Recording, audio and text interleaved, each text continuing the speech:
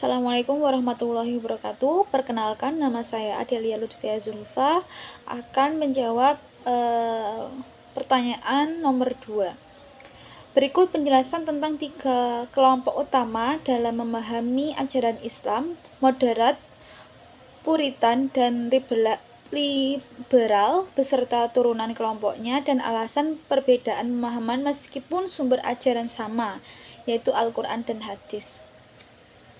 Untuk Islam moderat, kelompok moderat ini memandang Islam sebagai agama yang relevan untuk semua zaman dengan pendekatan yang seimbang dan dinamis.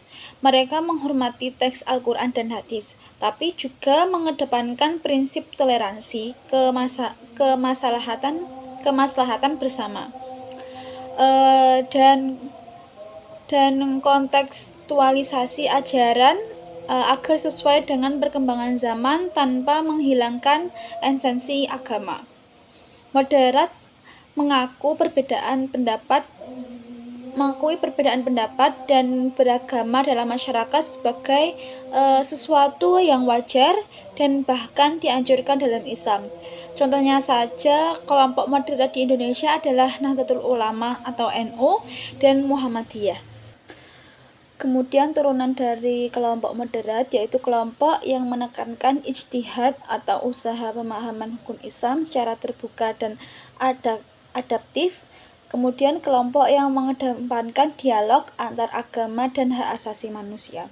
Kemudian Islam Puritan. Islam Puritan cenderung memegang teguh teks Al-Quran dan hadis secara literal dan absolut, menganggap bahwa hukum Islam sudah diatur hampir seluruhnya oleh wahyu dan sedikit ruang untuk ijtihad manusia. Mereka menolak kompromi dengan pemikiran lain dan cenderung kaku serta intoleran terhadap perbedaan. Puritanisme sering dikaitkan dengan gerakan yang konservatif dan terkadang ekstrim seperti Wahabi dan Salafi. Mereka fokus pada penegakan hukum syariah serta ketat dan menolak modernisasi yang dianggap bertentangan dengan konteks agama atau teks agama. Untuk turunan kelompok Puritan ini yaitu Wahabi, Salafi, kemudian kelompok fundamentalis yang menolak pluralisme dan keberagaman sosial. Kemudian Islam liberal. Islam liberal ini menekankan kebebasan dalam menafsirkan agama, menggunakan akal dan konteks sosial sebagai pijakan utama dalam memahami Al-Quran dan hadis.